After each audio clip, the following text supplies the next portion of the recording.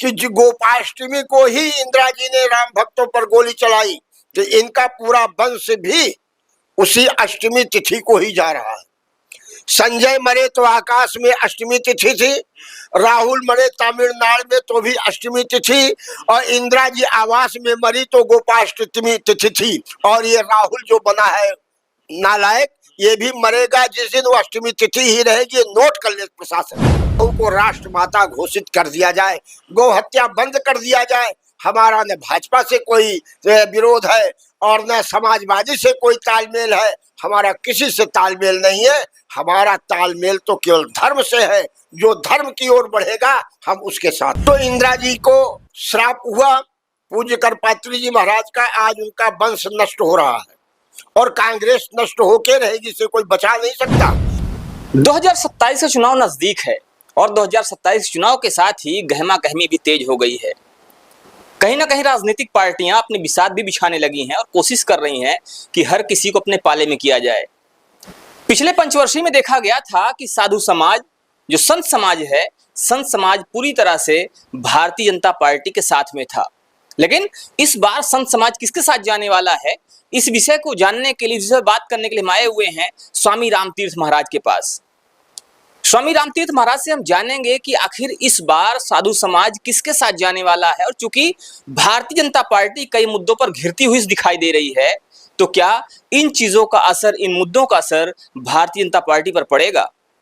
क्या चुनाव में भारतीय जनता पार्टी को पटखनी खानी पड़ेगी या एक बार फिर से भारतीय जनता पार्टी पूर्ण बहुमत के साथ सरकार बनाएगी? गुरुजी प्रणाम। जय श्री सीताराम जी महाराज की जय हो। आपने कहा साधु समाज किसके साथ है? साधु समाज न भाजपा के साथ थी, न किसी दल के साथ थी। साधु समाज केवल धर्म के साथ है।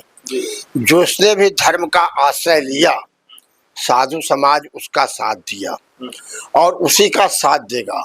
भाजपा ने कुछ भी किया, उसके भाजपा ने धर्म का आश्रय लिया, इसलिए आश्रय के नाते हम लोग उसके साथ जुटे। 500 की वर्ष की प्रतीक्षा करते करते उसने हमको राम मंदिर जैसा गौरव इतिहास दिया, इसलिए हम सब उनके साथ थे। मोदी जी से बहुत हम लोगों की आशा थी, भाजपा को, संतों को, कि मोदी जी के आते इसे हिंदू राष्ट्र घोषित किया जाएगा और गौ हत्या बंद होगी।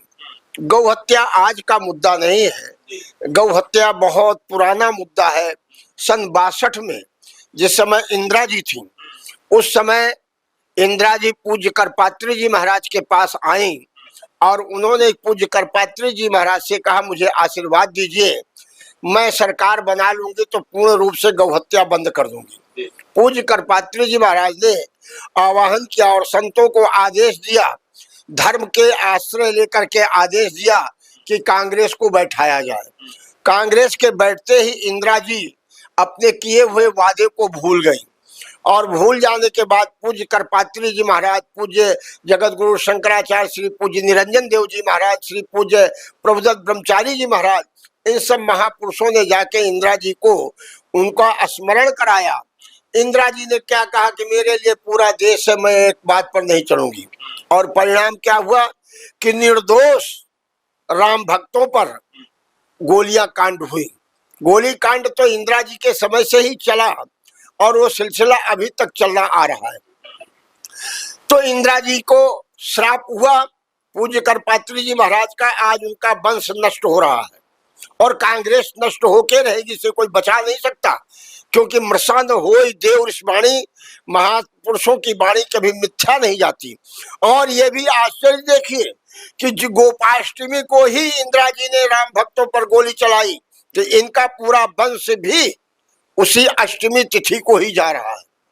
संजय मरे तो आकाश में अष्टमी तिथि थी, राहुल मरे तमिलनाडु में तो भी अष्टमी तिथि, और इंदिरा जी आवास में मरी तो गोपाष्टमी तिथि थी। और ये राहुल जो बना है नालायक, ये भी मरेगा जिस दिन वो अष्टमी तिथि ही रहेगी। नोट कर ले प्रशासन। गुरुदेव, क्या ये आप भविष्यवाणी कर रहे हैं कि राहुल भी राहुल के साथ भी ऐसा कुछ हो सकता है? हाँ, भविष्यवाणी मैं नहीं कह रहा हूं, बल्कि महापुरुष की बात कर रहा हूं कि जिस प्रकार तुमने गोपाष्टमी तिथि को संतों का अपमान किया, संतों के ऊपर गोली चलवाई, राम भक्त मारे गए, उसी प्रकार तेरा भी परिवार अष्टमी तिथि को ही मारा जाएगा। तो ये एक बड़ी बात है और कहीं ना कहीं कहा जा रहा है, बताया जा रहा है कि जो संत की वाणी होती है वो मिथ्या नहीं होती, झूठी नहीं होती है। और जिस तिथि को करपात्री जी महाराज खत्म हुए थे, उसी गोपाष्टमी तिथि को ये पूरा परिवार धीरे धीरे जा रहा है। गुरुजी, अगर बात करें राम मंदिर के भी, आप राम मंदिर की चर्चा कर रहे थे कि राम मंदिर भाजपा ने दिया, तो राम मंदिर की बात तो भाजपा भी करती है, भाजपा जय श्री राम की बात करती है। क्या माना जाए कि संत समाज आने वाले चुनाव में भाजपा के साथ जाएगा या नहीं जाएगा? आने वाले चुनाव में भाजपा के साथ कुछ लोग कटेंगे, क्योंकि जिस प्रकार से सत्ता में बैठे हुए सत्ताधीशों ने संतों की उपेक्षा करके और अपने चाटुकारों को वहां का व्यवस्थापक बनाया, और उन चाटुकारों ने जिस प्रकार से श्रद्धालु जनता के दिए हुए चंदे का दुरुपयोग किया, चोरी किया, उससे बहुत ही गलत संदेश गया और राम भक्तों को उससे बड़ी पीड़ा हुई।